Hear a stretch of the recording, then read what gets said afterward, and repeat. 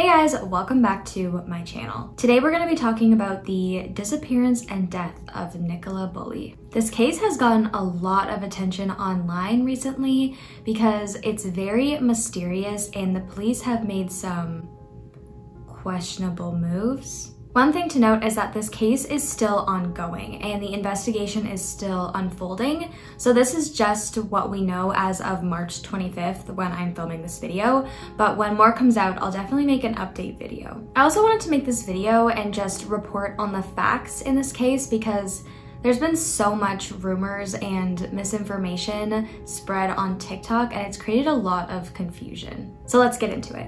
But first, I just want to say if you like this video, make sure to give it a thumbs up and subscribe for more true crime content. So Nicola Bulley was a 45-year-old British woman living in Lancashire, England. Nicola and her 44-year-old partner, Paul, have two daughters who are 6 and 9 years old. And on the morning of January 27th, 2023, so at the beginning of this year, Nicola disappeared while walking her dog in St. Michael's on Wyre, Lancashire. So let's talk about what happened on this day and kind of walk through the timeline of Nicola's morning. And this timeline is really important because it allows us to narrow down when Nicola disappeared. So January 27th started like any other day for Nicola and her family. Nicola left at 8:26 a.m. to take her daughters to school. Apparently, Nicola and her partner Paul would alternate on who took the girls to school, and today it was Nicola's turn. Nicola also planned to take their dog, which was a Springer Spaniel named Willow, on a walk along the River Wyre after she dropped off the girls, which is also something that she and Paul would do as their normal school drop-off routine. Police released CCTV footage of Nicola putting her dog in the back of her car and leaving that morning. It's a short clip, but nothing appears to be abnormal. So after she drops off the girls at school, Nicola arrived at the River Wyre path at approximately 8:45-ish a.m. And a witness reported passing Nicola with her dog on the path around 8:50 a.m. Then at 8:53 a.m., Nicola sent an email to her boss. Then at 8:57, she sent an email to a friend to book a playdate. So Nicola worked as a mortgage advisor and she actually had a virtual meeting that morning. So she joined the meeting through Microsoft Teams at 9 a.m. Nicola worked from home, so this is why she had the freedom to work and walk her dog at the same time. And when she joined the meeting, she had her camera and mic off, which apparently was normal for her. Then 10 minutes after joining the meeting at 9:10 a.m., Nicola was seen with her dog on the path by another witness. And that would be the last time she was seen alive, and this witness reported that her dog was off its leash. It was later determined that it was pretty common for Nicola and Paul to walk their dog off its leash. Then at approximately 9:35 a.m., another dog walker stumbles upon Nicola's dog off its leash, pacing around a riverside bench on the path. But there was no sign of Nicola. Her phone was also found sitting face up on this bench and it was still connected to the Microsoft Teams meeting even though the meeting was ended by the host at 9:30 a.m. So Nicola never left the meeting after it ended. Willow's harness and leash were found on the ground in between the bench and the river, and it's important to note that Willow was completely dry when she was found. The witness thought the scene was bizarre, so he used Nicola's phone to track down the owner of the phone and then got in touch with her partner, and then Nicola was reported missing by 11 a.m. that morning. So what this timeline shows, and the times are very approximate, but it basically shows that Nicola went missing somewhere in between that 25-minute window where the last witness saw her at 9:10 a.m. and the witness found her phone at 9:35 a.m. that morning. And because Nicola had her camera and mic off while she was in that Teams meeting, we're not able to determine how long she was actually present in the meeting before something happened, which is pretty eerie. That day, the Lancashire police launched a major missing persons operation to find Nicola. They deployed helicopters, drones, and dogs to search the area surrounding the River Wyre looking for any signs of her. Police tracked down the witnesses who saw Nicola on the path, like the ones that we just talked about before, and they were able to piece together that very tight timeline. And right away, the police were showing a lot of interest in the river itself, and it took a lot of time to make sure that the river was searched. There were land searches done, but not nearly as extensive as the river searches, which a lot of people found a little bit strange. The Northwest Underwater Search Team, along with a couple other expert dive teams, were brought in to search the river. One of the experts brought in was Peter Falding, and we'll talk about him a bit later, but he was the founder of Specialist Group International, which is a search and rescue company providing specialist services to emergency services around the world. And they searched the riverbed with sonar technology. These underwater teams scoured the river from where Willow was found all the way to where the river empties into the Irish Sea. And that whole stretch of the river was searched many different times and by many different teams. So there was supposedly a very thorough search done of the river. And then on January 29th, so 2 days after the disappearance, over 100 residents of the community volunteered to help search for Nicola. And while these searches were going on, the family made numerous media appearances pleading for anyone with information to come forward. If I'm being honest, it feels like I'm just stuck in a nightmare. We're going round and round in circles trying to piece together what could have possibly happened. Somebody must know something. Somebody must know. People don't just vanish into thin air. And in the initial days after the disappearance, the family and community tried to remain as hopeful as they could for Nicola's safe return. But pretty much right away, the general consensus was that foul play was likely involved. You have a woman alone walking her dog in a secluded park, her phone connected to a work call just left behind. It's kind of like she just had no idea what was coming. It was like she just vanished. So a lot of people started to think that maybe she was abducted. Then on January 30th, only 3 days after the disappearance, the Lancashire police said that they are keeping an open mind about what could have happened, but then it added that they are not treating the disappearance as suspicious, which left her family and the community pretty confused. But the family remained as cooperative as they could, and everyone still participated in the searches for Nicola. I don't know about you, but my first thought when I heard about this case was, can't they just check the CCTV footage? So if you don't know, the UK has very extensive surveillance, and there are over 7 million CCTV cameras in the UK, which is like 1 camera for every 11 people. And on average, you're likely to be caught on CCTV cameras 70 times per day. And this is really great for solving crimes, obviously, because a lot of the time, police are just able to get everything they need from watching the CCTV footage.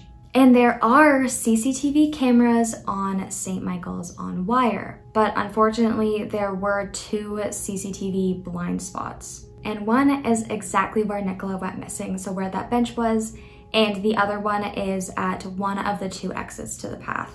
But police are working on tracking down over 700 drivers where their vehicles were caught on the CCTV footage to try to see if any of them had any dash cam footage that might be helpful. But as of right now, the police haven't released if they found anything useful on that front yet. There was one woman seen on CCTV footage who was on the path that day, and she was pushing a stroller. And police urged for her to come forward because they believe she could have been a key witness to what happened to Nicola. But the woman did come forward, and unfortunately, she didn't see anything that day. But shortly after the disappearance, one woman did come forward and reported seeing 2 men with fishing rods acting suspiciously in the area the morning before Nicola went missing. She said they didn't appear to be carrying any bait or tackle and tried to cover their faces as they walked past. But the police actually waited 2 weeks to follow up on this lead, which really frustrated the family. But when they did look into it, they just went to the local fishing club and asked about permits on the day of Nicola's disappearance, and asked if any of them had seen anything on that day, but none of them had, and the 2 suspicious fishermen were never identified. Which is very suspicious. Like, why would they be trying to cover their faces? And they never came forward, so if you didn't have anything to hide, why wouldn't you come forward to clear your name? And then on February 3rd, so a week after the disappearance, police revealed that their main hypothesis was that Nicola fell into the river and drowned. They also added that there might have been an issue with Nicola's dog, specifically that the dog's tennis ball ended up in the river, and when she went to retrieve it, she fell down and couldn't get back up because she was wearing a heavy-duty winter coat that day and it weighed her down. However, they admitted that there was no evidence to back this up and a tennis ball was never recovered.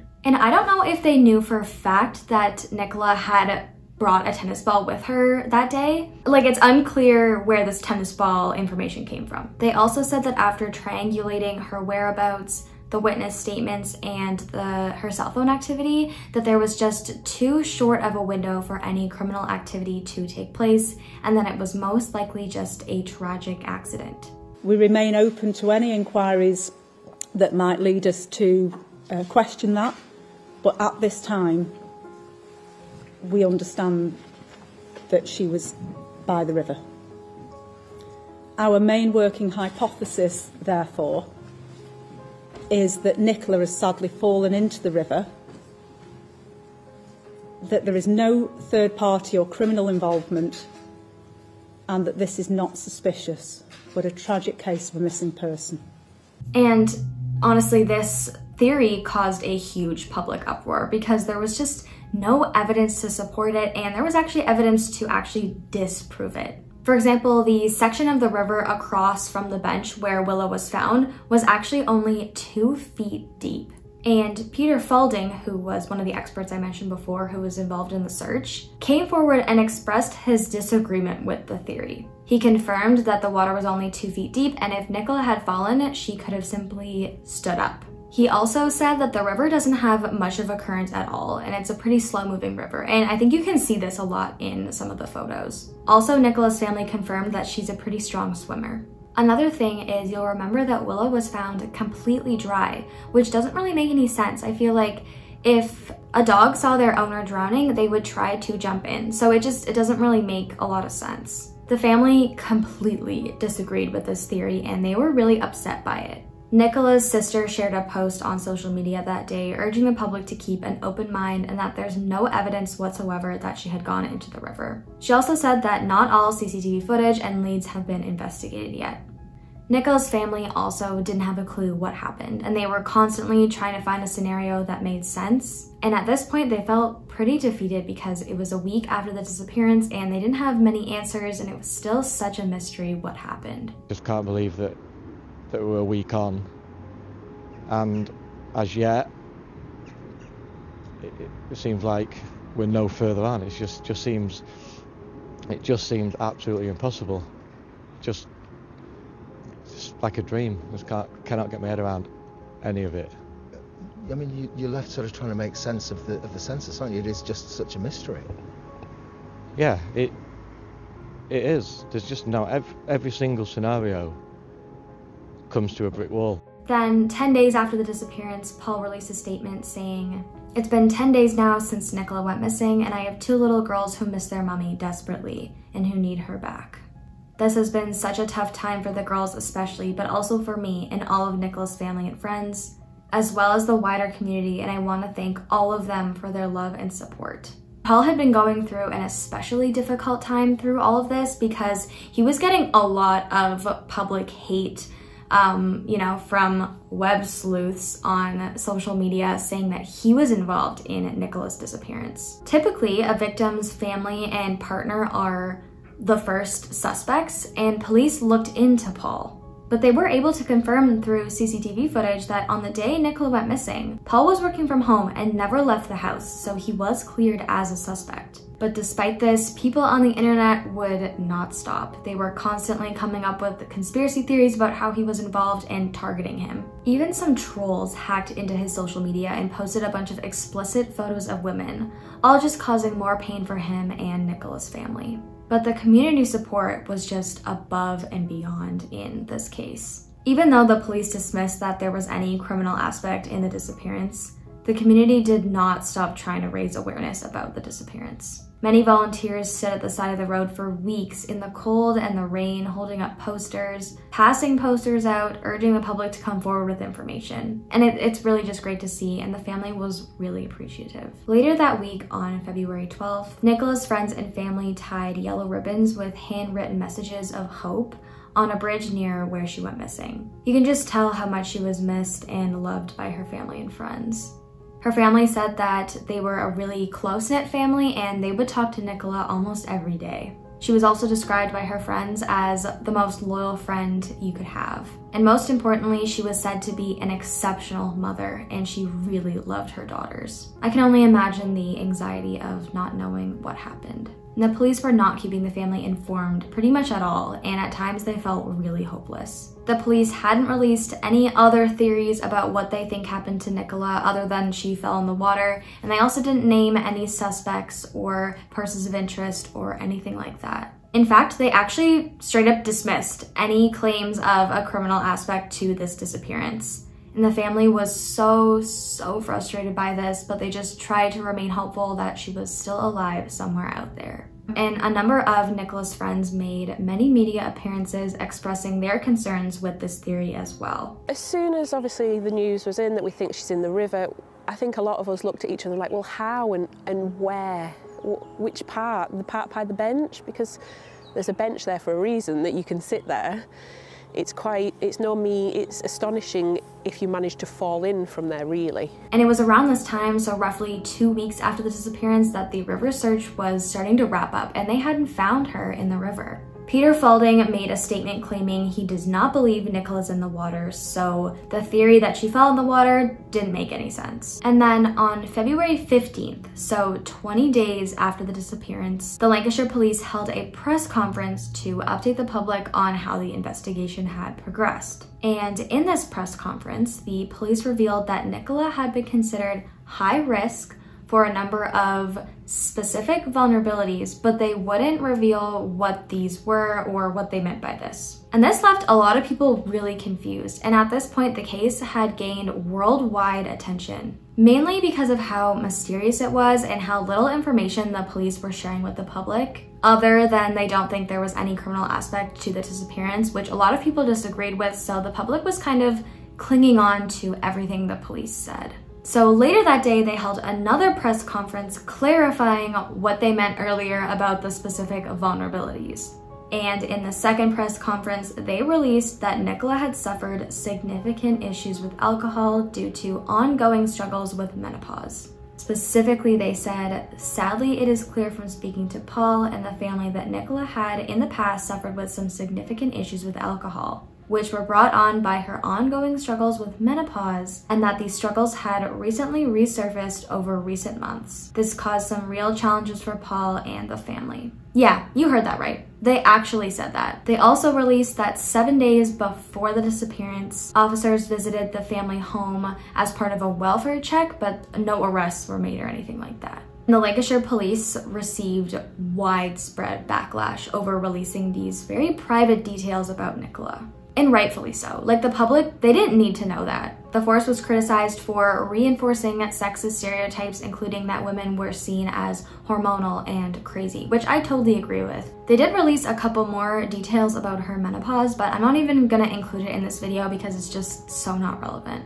And I really don't know where they were going with this theory. Like, the only thing I can think of is that they were trying to say that maybe she was under the influence and that's why if she fell into the river, she couldn't get back up. But I mean, I don't really know. And they didn't specify why they were releasing this information. And this information being released really upset the family, unsurprisingly. And this created even more of a headache for the family than they already had because of all the people on TikTok speculating about the case and trying to exploit Nicola's story. Later that day, they released a statement that said, "As a family, we were aware beforehand that the Lancashire police last night released a statement with some personal details about our Nikki. Although we know that Nikki would not have wanted this, there are people out there speculating and threatening to sell stories about her. This is appalling and needs to stop."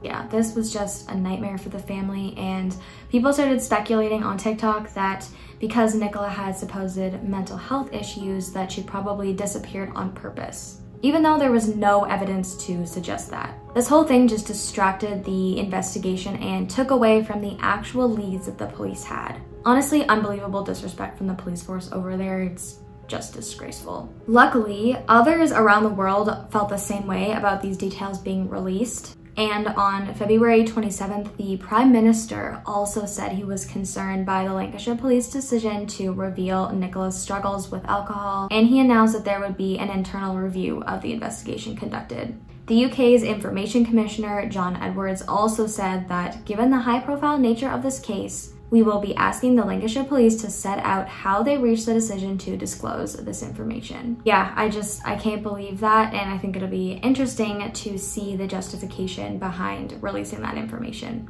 And then the next major update in this case was on February 19th. And that was when a body was found in the reeds of the River Wyre. And the body was not found by the police, no, by a member of the public. He is a spiritual medium named Jason Rothwell, and he and his friend had been trying to help in the search by using his gift. And he was the one to actually find her, which is pretty interesting. Lancashire police released a statement saying, "We were called today at 11:36 a.m. to reports of a body in the River Wyre, close to Rockcliffe Road. An underwater search team and specialist officers had subsequently attended the scene, entered the water, and have sadly recovered a body." And they were able to identify the body as 45-year-old Nicola Bulley. And she was found about a mile from where she was last seen near the River Wyre. And unsurprisingly, this raised a lot of questions, and the public was really confused because of the extensive river searches that had taken place. And if she was there the whole time, why did it take 3 weeks for her to be recovered? Since Nicola went missing, 3 days after the disappearance, the police have said that they were pretty confident that Nicola was in the river. How is it then, after such an in-depth search, her body was potentially so close the entire time, but wasn't recovered even though the police searched that stretch of river many times? And it's worth noting that the river is not that large. It's actually pretty small in many parts. And I know you're probably wondering this, but the consensus is that the body was there the entire time because it would have been pretty difficult for someone to bring the body back to the river from a secondary location and not get picked up on the CCTV footage. And because this case was getting so much attention, the area just had a lot more foot traffic than usual, and they tightened security up around the area, so it would have been really hard to not be seen by a witness. And in response to all the confusion about why the search hadn't recovered her body, a bunch of experts from the teams that were involved in the search spoke out about a couple potential reasons why the body wasn't recovered sooner. They said the water was very muddy and pretty unclear, so if she was near the riverbed or under something, they could have just missed her. Apparently there was a lot of vegetation and reeds on the riverbed. Another explanation is that she was actually swept out to sea by the tide, and then when the tide came in, her body was brought back into the river where it was found, but a lot of experts have come forward and said that this is pretty unlikely. So yeah, not really sure what happened there. Even with those explanations, people were still pretty confused about how that happened, and they started to question even more than they already were about how this whole investigation has been handled. What is interesting though is that after Nicola's body was recovered, Peter Falding, who led a team of experts in the search for Nicola, was actually removed from the National Crime Agency's list of experts because they failed to find Nicola's body.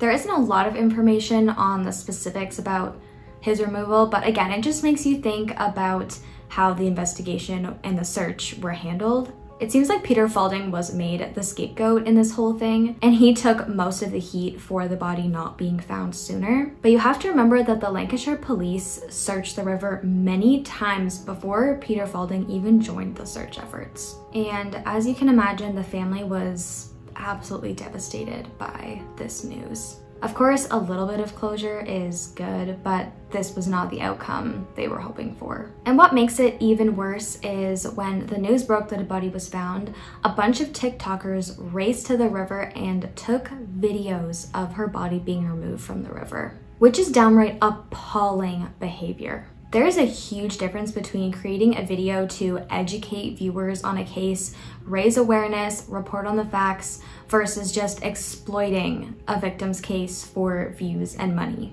As of today, the police have released that they still believe her death was an accident, even though we don't have the results from the autopsy. We're actually still waiting on the autopsy results, which will apparently take months. The post-mortem evaluation and evidence gathered by police will be reviewed in an inquest that will likely be held in June of this year, and during that inquest, the coroner will make a determination on the cause of death. And since her body was found, the Lancashire police have been asked not to discuss the case any further on social media or in the press while the investigations by the coroner continue. So because of this, they haven't released any information on the case in over a month now. And they haven't said if they're still investigating leads, which I don't think they are since they think it was an accident. It will be very interesting to see what the cause of death was, and hopefully that can shine some light on this very mysterious death.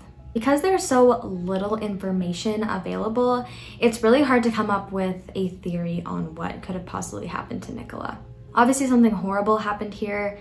It could have been an accident, but it also could have been foul play, in my opinion. I tend to believe that it was foul play because I just find it so bizarre that someone could drown in such shallow water. And the fact that Willow was completely dry just doesn't sit right with me. I feel like a dog would jump into the water to try to save their owner if they were drowning. And the whole thing with the fishermen is really suspicious. I don't know why they wouldn't come forward if they didn't have anything to hide. And I just don't understand why the police would come to the conclusion that it was an accident so quickly when there is no evidence to support that. The police work in this investigation has been so bad. Like, it's honestly scary how bad it's been. From the communication to handling leads, it's just been bad all around. The only thing we can hope for, and I haven't heard anybody suggest this, so I just kind of want to throw it out there, that maybe the police are trying to pull some kind of reverse psychology tactic here. Maybe they're just saying they think it was an accident, so whoever was involved in Nicola's disappearance relaxes or makes a mistake or inserts themselves in the investigation and therefore will lead the police to finding out who they are. But who knows? I highly doubt that's it, but one can hope, right? Anyway guys, that's all I have for today. I hope you found this video interesting, and let me know your thoughts on the police work here and this very mysterious death and disappearance. Thanks so much for watching guys. I'll see you next time.